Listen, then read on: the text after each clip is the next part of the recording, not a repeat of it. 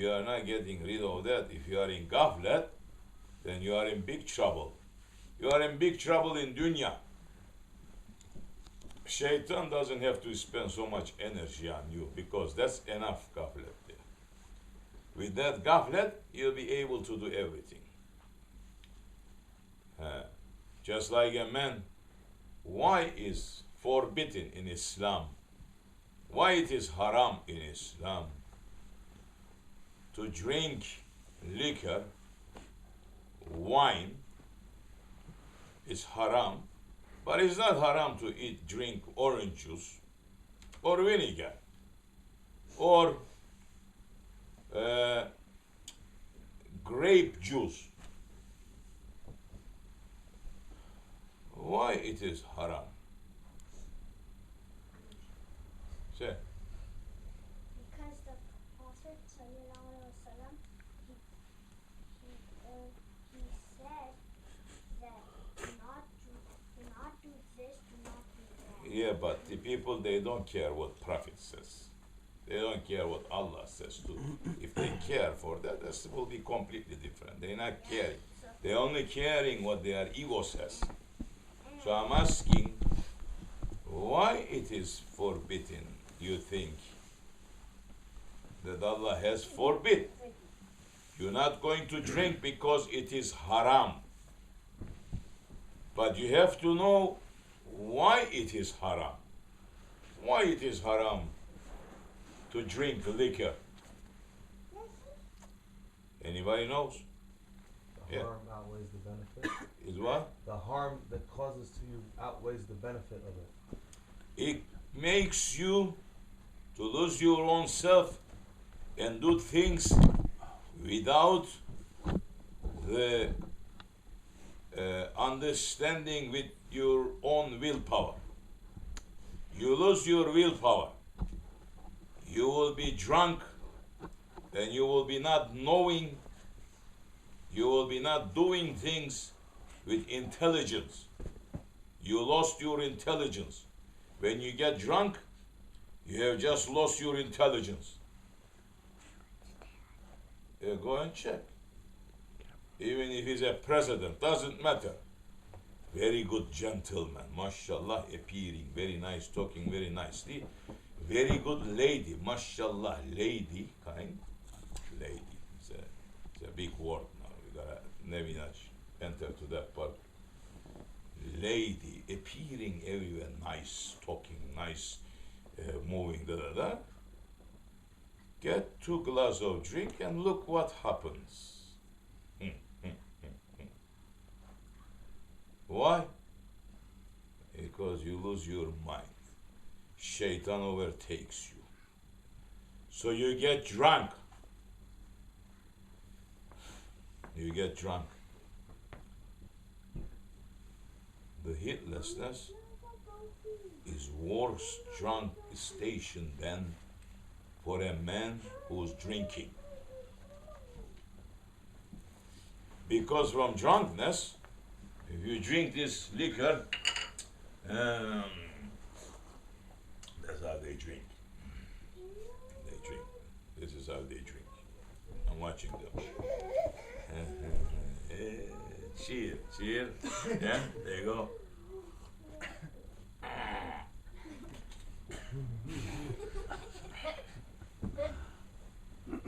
Sometimes later, you see it's a different person right in front of you.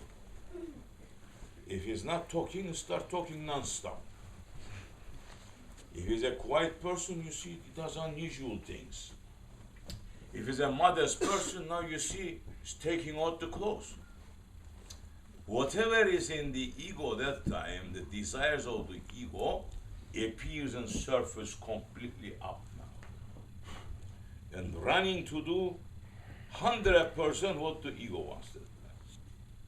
So there is no control because there is no willpower now. You are under the authority, complete 100% in the hand of your ego and direction through the direction of shaitan. Doesn't matter who you are at the time. You can be a porter or you can be a king or queen. You lost yourself.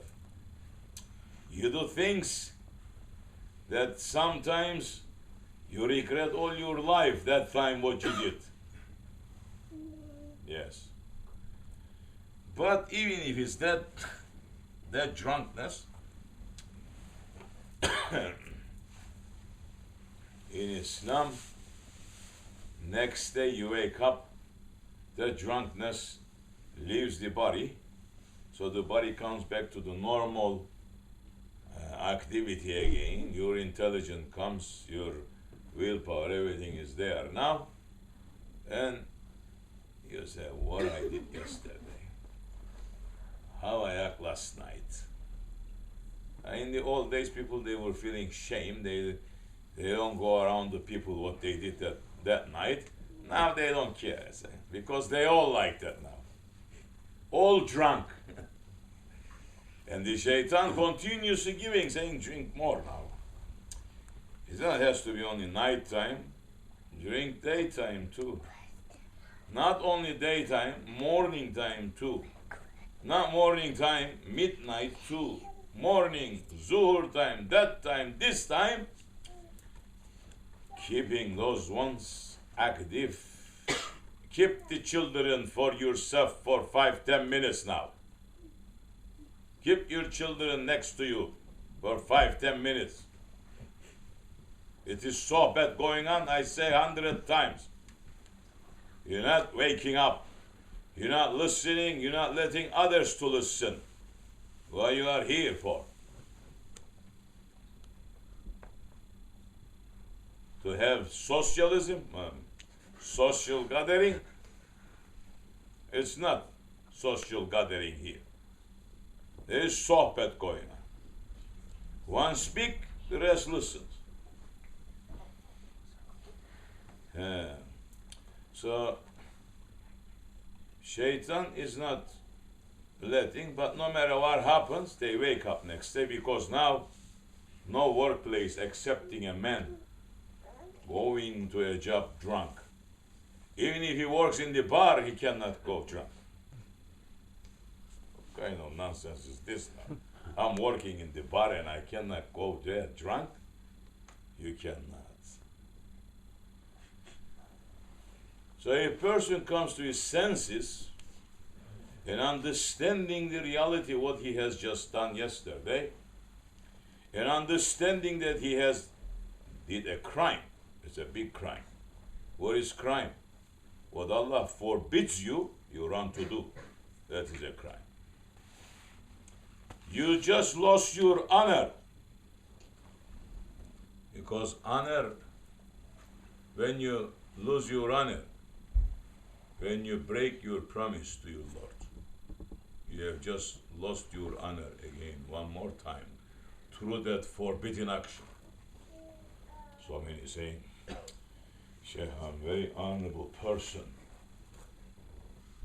How many times a day you break the orders of Allah subhanahu wa ta'ala? Check yourself and you see how much honor you have that time. Of course, we gotta speak like this. We gotta speak a little bit more harder coming ahead days, because it's still in ghaflat, mu'mins and believers. What we are saying, if you are drinking, which is haram to you, and next day you wake up and you say to yourself, what I have done, I did wrong. My Lord has forbid me not to drink, and I'm drinking, and I'm doing this wrong action, or I'm smoking, or I'm getting drugs. Don't forget, anything that it gets you drunk in Islam is not some foolish ones. They say it is only wine, because mention a wine. It didn't mention Johnny Walker, mashallah, or vodka, or rum, or run, or gin, or bean. Shaitan has another game from that side now. So the Prophet ﷺ making sure that you understand, because Allah saying subhanahu wa ta'ala, whatever that Prophet had allowed you, had teach you to do, run to do. Whatever he forbid you from, run away from it. So the Prophet ﷺ didn't left that ayat closed like that. So he said, anything that it makes you drunk, liquid or other kinds, it is forbidden and it is haram. Anything.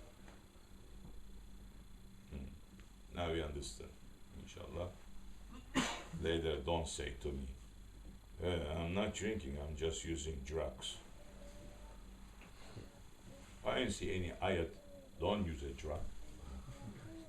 Yeah, there's that kind of foolish people around. There is more foolish than that. One day, I was traveling with this sheikh, another sheikh, to somewhere, and he was in my car. And we were going to travel from New York all the way to North Carolina. And sometimes later in New Jersey Turnpike, he just took out a cigarette in the car and he put it in his mouth. I said to him, don't you dare putting that on. He said, Sheikh, we're traveling a long time, I'm going to smoke. I said, you're not going to smoke, not in my car. He said, you mean I'm going to go all the way down without the smoking? I said, no, you don't have to. I can just drop you right here next to the highway and smoke much as you want. Stay there. You don't have to continue. So he's understanding the seriousness, how serious I am. Because first he tried every side. You see, it's not working, and he knows I'm going to stop the car right in the highway. I'm going to tell him, get out if you put the cigarette. Then he start talking back and forth with me about the cigarette. That is not haram, and this is a sheikh. So how can you understand the murids in these days that they are smoking cigarette? They like that kind of sheikhs.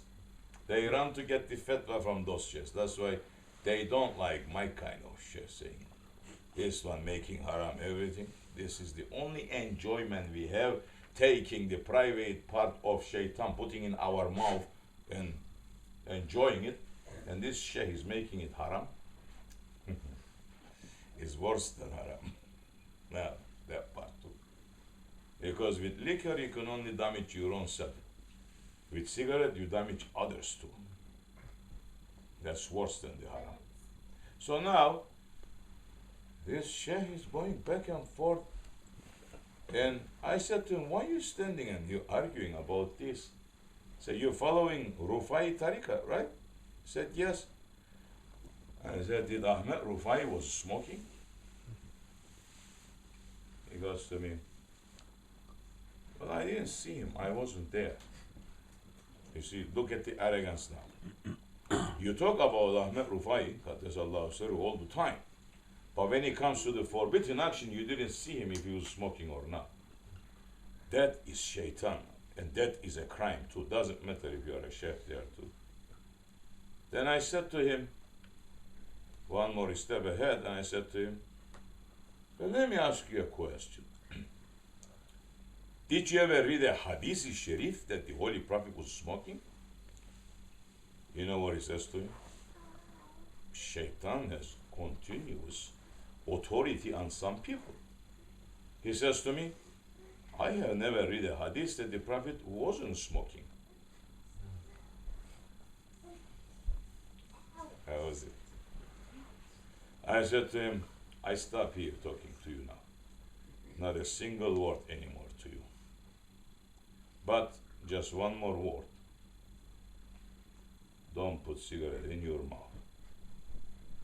When I make a stop over in the toilet time, you go into toilet and smoke there. When I come back to the car, I'll tell you 10 minutes. If you are not there, I'm just going to continue because I know that you're spending time with cigarette. So, that worked, alhamdulillah. But look how shaitan is dragging the man from where to where. You lost your faith that time. The faith, it is not in the heart that time. And as Holy Prophet is saying, the kufr and the faith both cannot stay in the same heart at the same time. When you are committing the kufr is the wrong action, forbidden action. When you are committing that action, when you are committing that haram action, at that time faith comes out from your heart and it circles on top of your head. It is not in your heart that time because the kufr is there. You are committing the wrong action, haram action. Until you regret and you ask forgiveness, the faith doesn't go back in. If you die during that time, when the faith is out of the heart, and if you die during that time, you die in the kufr station. No matter what you did up till that time, everything will be rising off. You will die as of jahiliyyah death, meaning in kufr. You lost everything. So how brave you are, mashallah.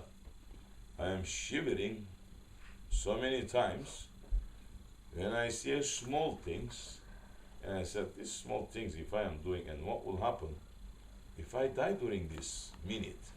So I said, no, it's better not to do it. It is a question also. It's not open halal or haram, but I say it's better not to do it because I cannot take this chance. If 1 minute time and I'm doing the wrong and Azrael comes to me, I lose everything. I lose dunya and I lose akhirat. Are you understanding the seriousness of the faith?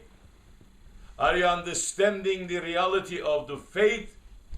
Are you understanding the value of the shahadat? Or you still in ghaflat?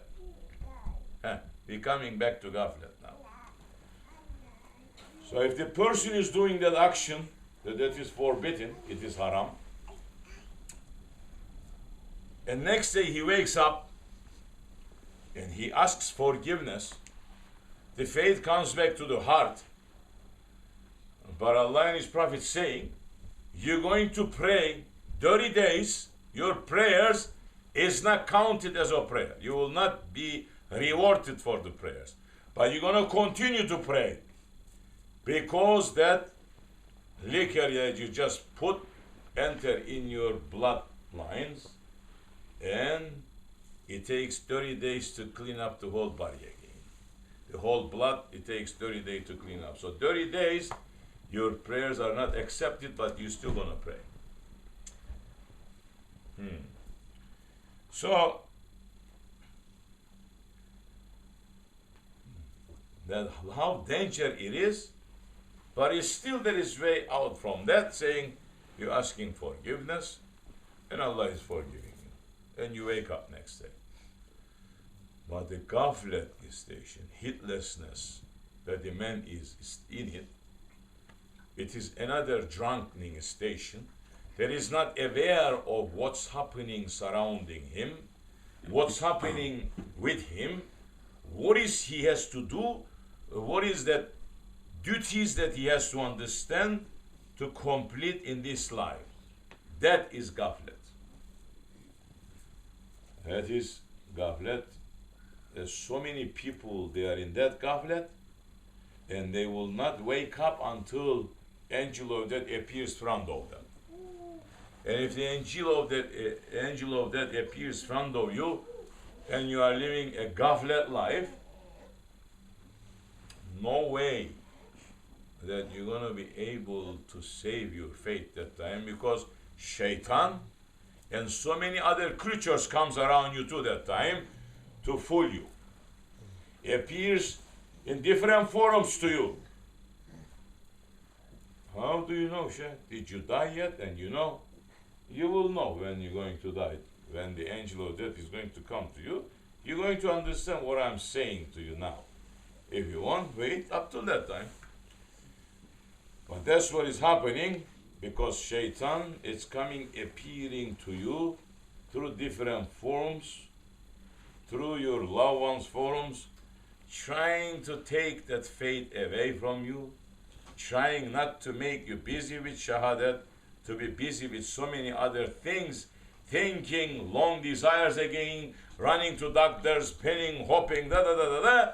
Before you know, if the order came to the spirit, leave that body, not one doctor, whole doctors in this world, they cannot cure you.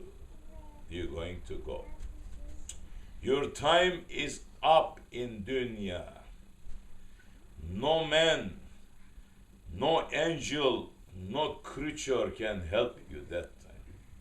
Because Azrael does not let any angels or anything else to interfere to his job. He is very tough and rough on that matter. If Jibril comes to help you, saying to Jibril, know your distance. I have the power to take your life. And that's what is going to happen. In the end, when everyone, Allah is ordering, when Mahdi is coming, Isa is coming, alayhi salam, and the world becomes paradise, then people, they turn back to their arrogance when Isa alayhi salam passed from this world, and they start doing so many wrong things. Then Allah subhanahu wa ta'ala opening one wind from paradise, just a drop of like a needle hole, and that wind comes spreading everywhere. All those believers that they are believing, smelling that, and going out from this world, falling down. And that time, the Abdals, Rijal Allah, all the Awliya Allah, they go around collecting those ones' bodies, preparing and burying them. It will be no single man living on earth saying Allah. So the Qiyamah, it happens on top of their head. Those days are ahead, front of us. It isn't past yet. It is in the front of us. That's why I'm very paranoid looking at people is still being in ghaflat. That means either you are not believing this sohbet, these realities, or you have lost your faith. There is no other way. You don't really care. So there is big danger waiting for people. Front of them, those who's in awakening station, not with the ones who's ghaflat. MashaAllah. Nice thing. Not the ones that they are in ghaflat. No. The ones that was in awakening station now, they are very fearful from the events that is going to happen in front of them. And you are in it. You are in it. Don't think that you are hearing in internet some saying Mahdi is coming 500 years later, or some is planning to build University of Allah to teach people 500 years later, or some, they're going to be surprised too. What is happening now? They will be surprised. Even Dajjal will be surprised. Is still in ghaflat, and good sleepings to you. Continue that way, if you like. The mercy and the rahmat and the love will be taking away from those hearts that they are crying for you right now. They are screaming to you right now because of the mercy and because of the rahmat, because they are worrying for you. That time, they're not going to. They're going to say, this one is another disobedient creature to Allah. So, hell with him. Finish. Doesn't matter how close. If it's his own mother, if it's his own child, if it doesn't matter. That time, mercy and the rahmat and the love will be taken, and will be completely stranger to that one. That's how it's going to be. We reach to those days. So wake up to yourself, get up from that heedless station, and whatever it takes, wake yourself up from that heedless station. If it's necessary punching yourself, punch yourself. If it's necessary to going under the shower, opening the hot water on top of your head, do it. If it's necessary to dive inside the cold water, do it. Whatever it takes, do it to wake up, because only you can wake yourself up from the ghaflet station. The leaders of Islam, they will just tell you, you're going to wake yourself up, nobody else. So the second drunkenness is the ghaflet, which is worse than the first drunkenness. That is mentioned opening, saying to you, don't drink, it is haram. Ghaflet is haram too. To a believer, ghaflet is haram. Now, you're going to ask, Seyh, which ayat saying this? Go and look for it all your life now if you want. Believer is that one who's watching and preparing himself for his Lord. Believer is that one. What he's doing, what he's trying to do, he is connected with his Lord and is saying, does this fit to my Lord? My Lord is just watching me right now. Is he happy with me? I am doing this action? Say that to yourself. My Lord is watching me right now. Is he happy with me drinking? My Lord is watching me right now. My prayer just finished. Prayer time just finished and I'm not praying. Is he happy with me now? My Lord is watching. Right now he's watching. Is he happy with me? I'm putting a cigarette in my mouth. Is he happy with me? Watch. If he is, do it. If he is not, don't do it. You don't need to read books. No, you don't need to read too many books. You don't need to have somebody giving you advice every little action that you're going to do. Ask yourself this. Say, I'm doing this action. Does it fit to present to my Lord? He is watching me right now. Say, am I going to be able to do this in the judgment day in front of everybody? In front of my Lord too? If you're going to, if you like it, do it. We have no word to that. If you don't like it, stop. Because that's exactly what is registering. Maybe nobody's seeing, but the angels are seeing first. There is two angels standing, accompanying every one of you. One on the right, one on the left. 24 hours. 24 hours they are with you. 24 hours actions and intentions are writing in that book. The right one writes the good deeds. The left one writes the bad deeds.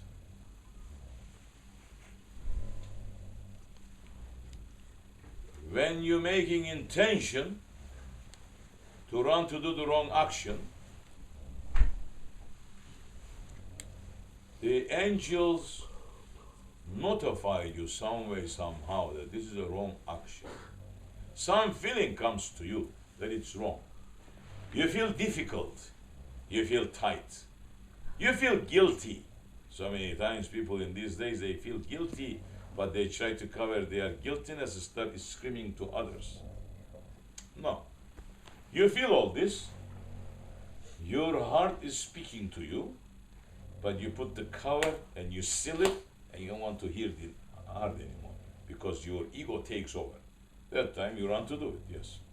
Otherwise, you cannot. Even if you did that action, now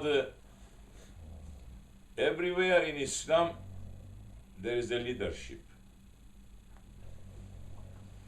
It is not a democracy, voting and choosing. Allah appointed them. And in the angels, There's two angels, one of them is the leader to the other one. One of them has to do things under the order of the other one's authority. So the left one is under the authority of the right one, who's writing the good deeds. And when you commit the wrong action, the left one is asking to the right angel, saying, can I keep this in the record right now? The angel on the right saying, no, wait 1 hour. 1 hour passes, you don't ask forgiveness. The left one asking again to the right one, saying, the 1 hour pass, can I keep this record? Saying, no, wait 2 hours. 2 hours later, wait 3 hours. Wait 4 hours. Wait 5 hours. Wait 6 hours. On the 7th hour, right side angel saying, this one is complete heedless, gaflet. Write it. What that angel is writing now, no man and no authority can change that. But you made that writing with your own willpower, with your own intention. You made that action, and you didn't ask forgiveness during those 7 hours, and you write it. Now, you face that front of the judgment day. Judgment day, you come. Leave the grave, leave the Beka world, leave from the grave going to the judgment place, leave all those difficulties, those complete difficulties, but you're going to reach the judgment place. That is the time that you're going to suffer the worst. Yeah. So this is real. If you like it, take it. If you like it, there is so many other authorities in Islam today, claim authorities, that they are saying, there is no judgment day, there is no grave. Why are you fearing people saying, some people, they just go, these are very high authorities, appointed by governments, saying, this lady called me up and she was crying, thinking that she's going to have a grave problem. And I told her, there's no such a thing like that. Don't believe anybody. There will be no punishment in the grave. There will be nothing. This is a very high authority in Islam, this kind of people. There is so many of them today. So many of them appearing everywhere today, saying, there is no surat. You're not going to pass through surat. There is no, all these things that they are saying, all these things that you just heard from me. It is the Hadith Sharif of the Holy Prophet ﷺ. Does people experience it? Oh, so many they have experienced that.